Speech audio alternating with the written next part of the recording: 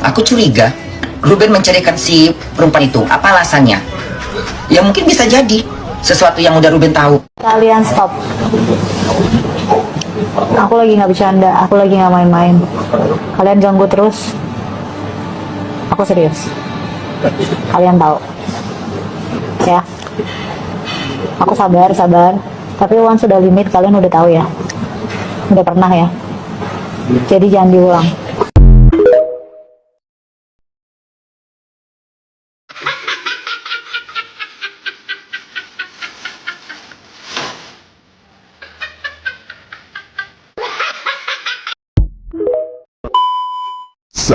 Kini publik menanti bagaimana kelanjutan dari pertemuan yang direncanakan kedua belah pihak.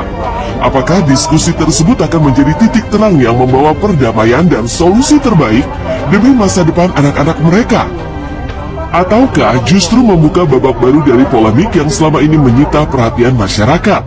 Hingga muncul pertanyaan, apakah langkah ini hanya sebatas upaya mempererat hubungan sebagai orang tua, atau justru menjadi awal dari perjuangan Ruben Onsu untuk merebut kembali hak asuh anak-anaknya dari Sarwenda? Itu mungkin akan ada Bang Minola yang lebih enak dibicarakan. Sebelah juga udah ngirim undangan buat diskusi. Iya. Gimana tuh Pak? Akan datang? Saya udah diskusi sama Bang Minola dari tanggalnya kan, tanggalnya Bang Minola bisa, saya nggak bisa. Tapi ya alhamdulillah saya senang adanya bisa berdiskusi gitu ya. Mudah-mudahan ya ada titik terangnya gitu. Mudah-mudahan ada titik terangnya karena kan yang diobrolin dan yang diminta ini adalah cuman waktunya doang, melebarnya jadi kemana-mana. Karena bagi kami yang paling penting itu kan bukan hanya sekedar pertemuan gitu. Ruben itu hanya ingin mendapatkan hak, ya, mendapatkan hak untuk berkumpul bersama dengan anaknya. Jadi kalau artinya itu memberikan waktu 2-3 hari berkumpul bersama dengan ayahnya, ini bukanlah sesuatu yang sulit. Jawabannya adalah dari anak saya, dia maunya bersama-sama gitu. Tapi yang saya maunya saya jalan sama anak-anak saya aja. Itu aja. Itu yang nggak didapat. Saya mau jalan sama anak saya aja. Itu. Jadi itu yang agak susah gitu ya. Yang baru-baru di IG Ruben itu udah dibahas, lu nggak dengerin.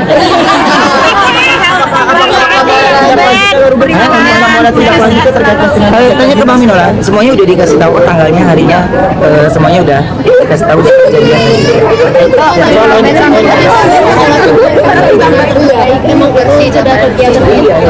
Iya dong. Masa kita kalau pergi ke mall mandi, kita sholat nggak mandi, ya gitu. Jadi ya itu yang saya harus adil. Melihat antusiasme masyarakat, Iya, masyarakat senang.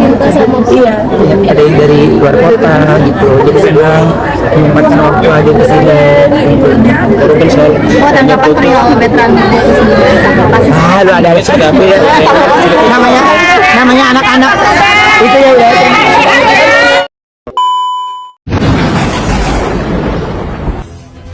Salah satu yang seru adalah dugaan bahwa Sarwenda mengalami kerugian yang mencapai 20 miliar tiap hari akibat jarang live. Kerugian itu dihitung dari pengakuannya bahwa setiap 30 menit live, ia mendapatkan uang 200 juta. Ada lagi yang bilang, gini, gara-gara lu nih. Hah?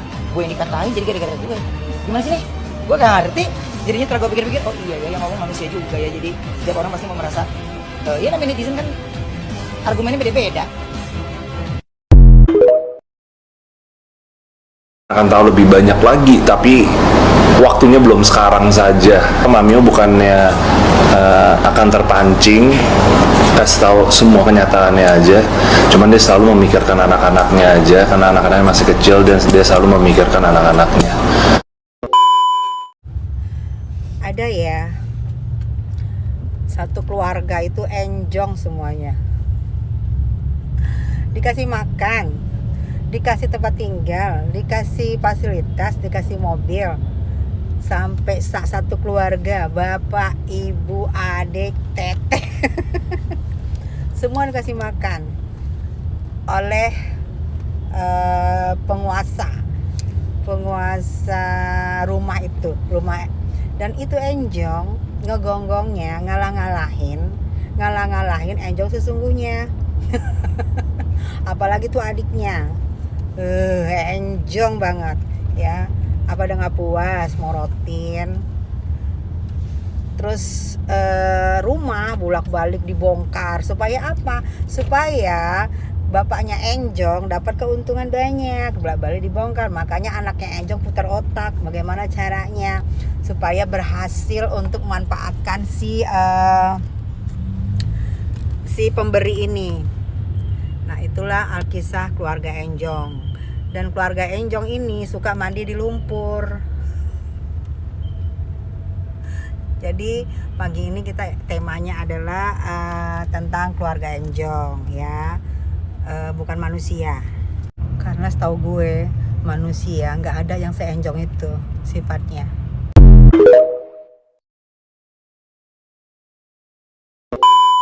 Kembali lagi di Iyo Channel.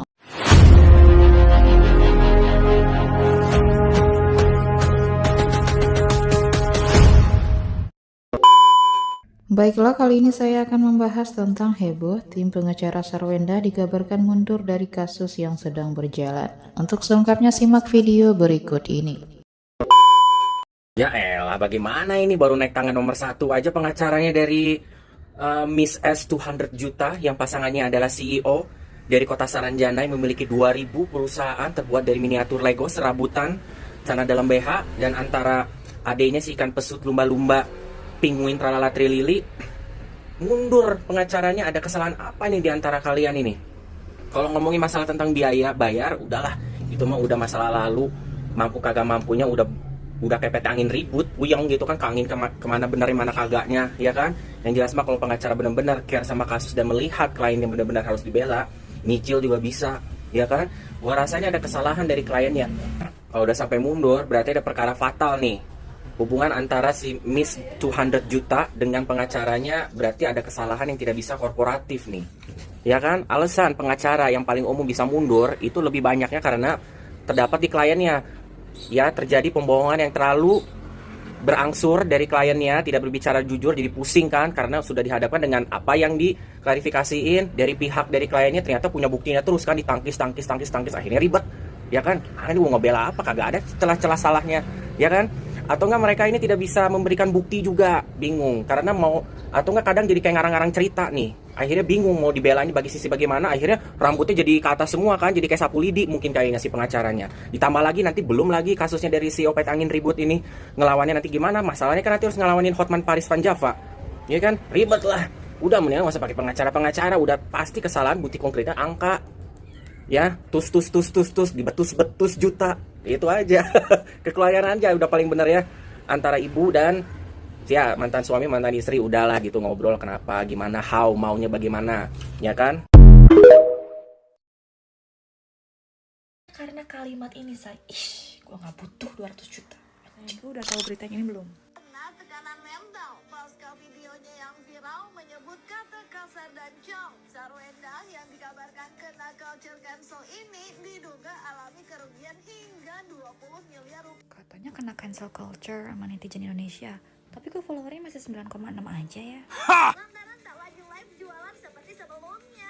Aku ingin mengucapkan terima kasih kepada netizen Indonesia, jujur salut banget. Kalau soal kayak gini-gini tuh cepet banget emang netizen ngumpulin satu persatu bukti yang mungkin kita banyak yang kelewat ya say. Pelajaran apa yang bisa kita pelajari dari kasusnya Sarwenda ini? Kalau memang mau support produk, sesekali beli juga nggak apa-apa. Dari afiliator kecil aja tapi ya, jangan dari afiliator besar. Karena banyak sekali dari mereka afiliator kecil yang memang bener-bener berjuang dari nol.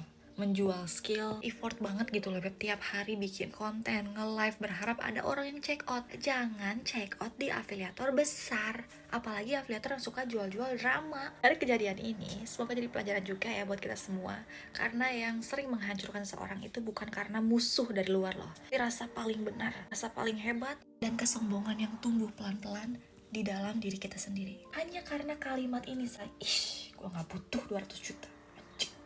Saat seseorang mulai merasa tidak membutuhkan orang lain, mulai meremehkan orang yang dulu pernah membantunya, disitulah biasanya kehidupan mulai memberikan dia pengingat.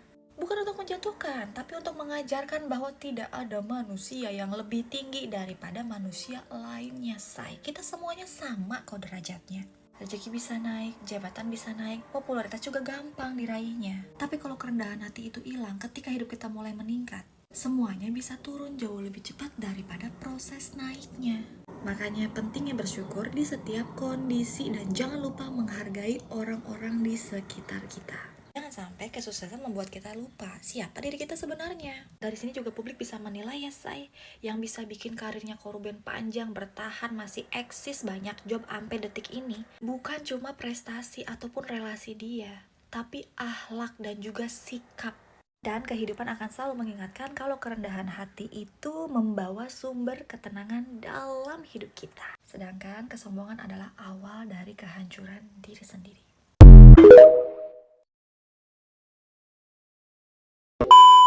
Kabar mengenai tim pengacara Sarwenda yang mundur dari kasus yang sedang bergulir sempat menjadi perbincangan hangat di publik.